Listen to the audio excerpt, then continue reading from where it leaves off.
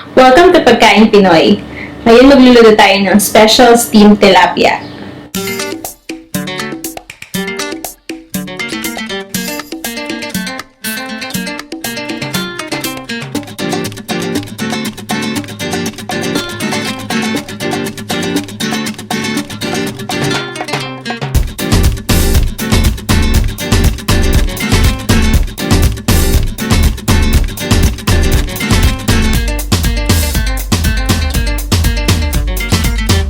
Unang gagawin natin is maglalatag tayo ng aluminum foil at ilalagay natin yung mga tomatoes.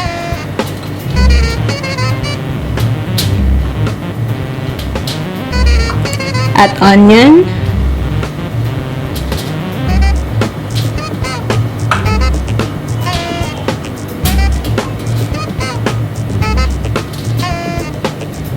Lalagyan natin yung butter.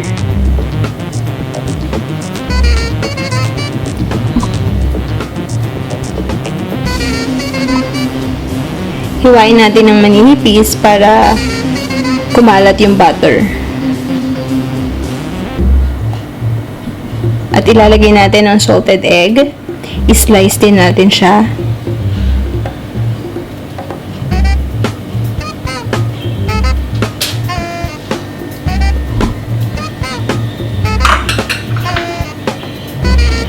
Ibudbud na natin yung ating pepper.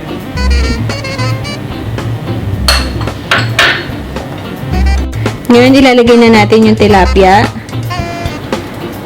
At lagyan natin ulit ng tomato. Pwede din natin lagyan sa loob.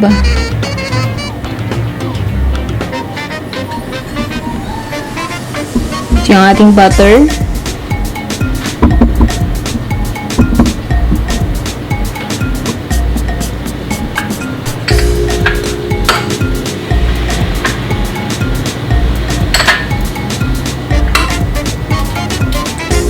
Lagyan din natin ng butter sa loob. Onions.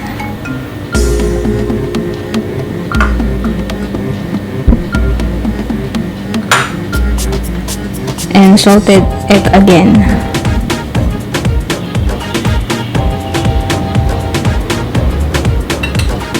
Ngayon, ibabalot na natin siya ng aluminum foil. I-close natin. Make sure na masisealed maigi yung ating tilapia.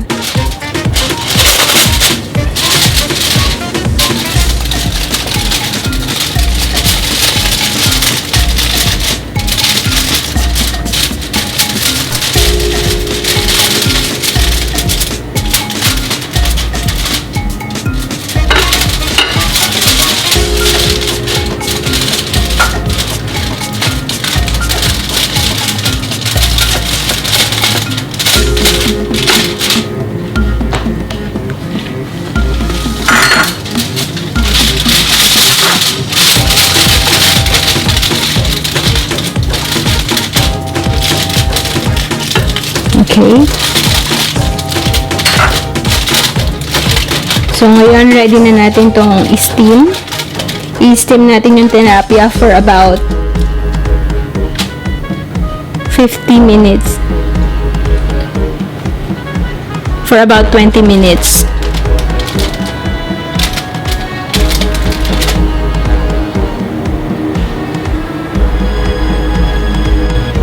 I-steam na natin yung tilapia gamit yung steamer at tatakpan natin.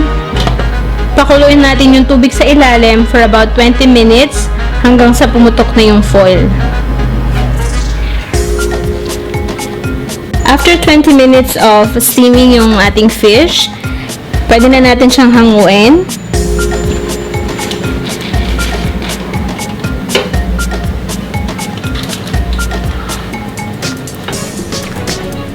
Ngayon, luto na ang ating special steamed tilapia.